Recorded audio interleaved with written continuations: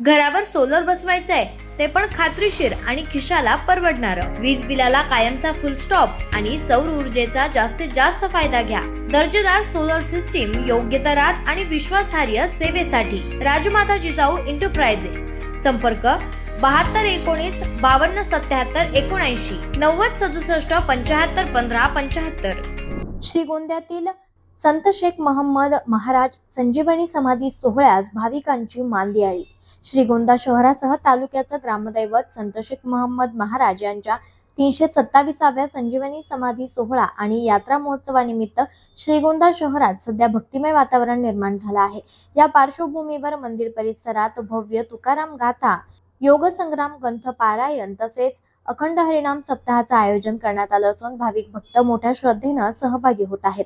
अखंड हरिनाम सप्ताहाच्या निमित्तानं दररोज विविध धार्मिक कार्यक्रम, कीर्तन आणि प्रवचनांचं आयोजन केलं जात आहे.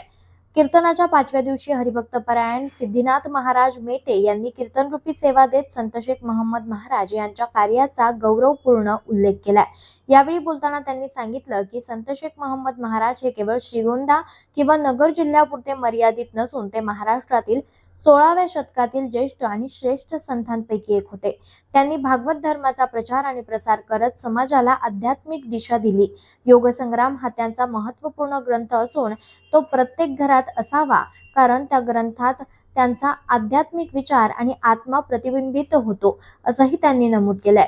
तसेच संत शेख मोहम्मद महाराज यांच्या साहित्याचा अधिक प्रसार व्हावा यासाठी पवन विजय या ग्रंथाचेही प्रकाशन लवकरच होणार असल्याची माहिती त्यांनी दिली आहे. संत सद्गुरू शेख मोहम्मद महाराज यांच्या या पुण्य आणि पवित्र गावामध्ये श्री क्षेत्र श्रीगोंद्यामध्ये महाराजांच्या समाधी सोहळ्यानिमित्त अखंड हरिनाम सप्ताहाचं या ठिकाणी आयोजन आहे. जगद्गुरु तुकोबरायांचा गाथा आणि संत शिरोमणी शेख मोहम्मद महाराजांचा योग संग्रामचं पारायण चालू आहे. या ठिकाणी आल्यानंतर आमचं गाव श्री क्षेत्र वाहिरा म्हणजे जन्मगाव शेख मोहम्मद महाराजांचं, आणि हे जे आहे ते समाधीचं ठिकाण आहे. तिथं आल्यानंतर इथलं जे वातावरण आहे ते अतिशय भाविक आणि उत्साहपूर्ण वातावरण पाहून मला खूप आनंद वाटला.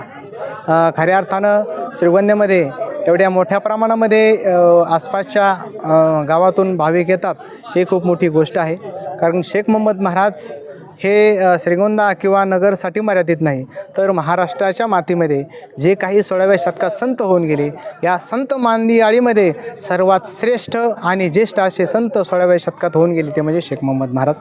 त्या काळामध्ये जरी मुस्लिमांची सत्ता असली तरी त्या काळामध्ये भागवत धर्माचा प्रचार आणि प्रसार करण्याचं काम संत शिरोमणी शेख मोहम्मद महाराजांनी केलं होतं.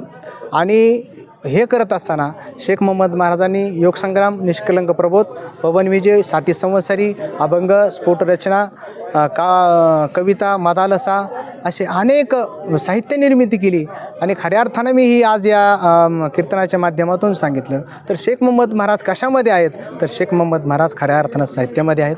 आणि म्हणून शेख मोहम्मद महाराजांचं साहित्य हे वाचलं पाहिजे, या साहित्याचा आपण अनुभव घेतला पाहिजे आणि हे साहित्य आपण जाणून घेतलं पाहिजे. शेख मोहम्मद महाराजांचे विचार हे साहित्यामध्ये आहेत हे मात्र निश्चित आहे. शेख मोहम्मद महाराजांचं गाव असल्यामुळं मी अनेक वर्षापासून शेख मोहम्मद महाराजांचं काम करतो आहे. 2015पासून मी महाराजांच्या साहित्यावर काम करतो आहे. तर हे करत असताना एक अनुभव सांगायचा तो असा, मी एकदा बारामतीला चालू असताना एका रस्त्यामध्ये सरासरी माझी गाडी ही 100च्या आसपास वेगाने चाललेली होती. आणि अचानक रस्त्याचं काम चालू होतं आणि आपण पाहतो की जर पूल करायचा असेल तर मध्ये रस्ता खोदला जातो, असा खोदलेला रस्ता होता. सकाळी 6च्या आसपासची वेळ होती, तो दिसला नाही आणि फास्ट गाडी असल्यामुळं सरासरी 1 परसाच्या खड्ड्यामध्ये माझी गाडी गेली. गाडी गेल्यानंतर गाडीची अशी अवस्था झाली, पुढचे दोन्ही टायर फुटले, गाडीची पूर्णची सी बेंड झाली. गाडी नीट करायच्या अजिबात योग्यतेची राहिली नाही, परंतु मला मात्र त्या गाडीमध्ये काहीही झालं नाही. आणि म्हणून तेव्हापासून मी एक व्रत घेतलं की इथून पुढं जे करेन ते शेख मोहम्मद महाराजांसाठी करीन आणि इथून पुढचं माझं आयुष्य हे शेख मोहम्मद महाराजांसाठी समर्पित करीन. शेख मोहम्मद महाराजांचे जे ग्रंथ आहेत, तो पहिला ग्रंथ आहे योगसंग्राम.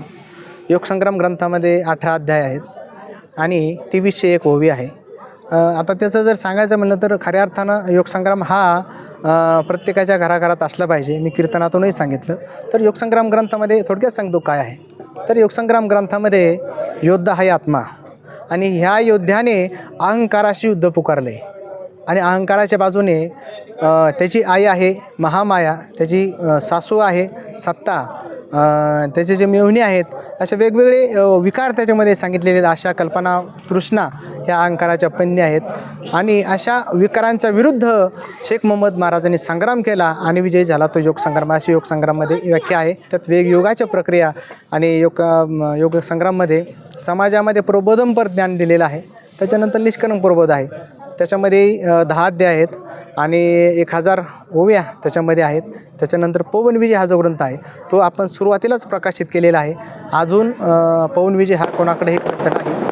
तो या ठिकाणी आपल्या कमिटीला विनंती केलेली आहे. आपण समाजापर्यंत हे साहित्य जाऊ द्यावा, त्यांना पाहिजे तेवढं सहकार्य आणि मदत साहित्य संदर्भात मी त्यांना सर्वांना आपल्या श्रीगोंदेकरांना करण्यासाठी मी तयार आहे. त्याचप्रमाणे एक ग्रंथ असा आहे की तो अप्रकाशित आहे, अजून प्रकाशित नाही झालेला. त्याचं नाव आहे 60 संवत्सर.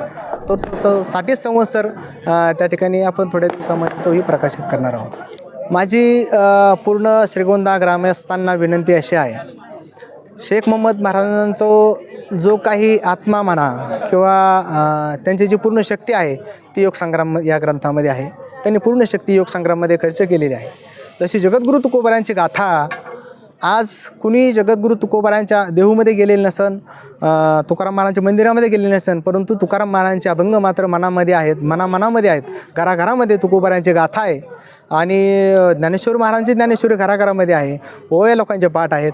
त्याची माझी एक विनंती अशी आहे की श्रीगोंदा आपलं शहर आहे आणि शेख मोहम्मद महाराज आपल्या श्रीगोंद्याचे आहेत.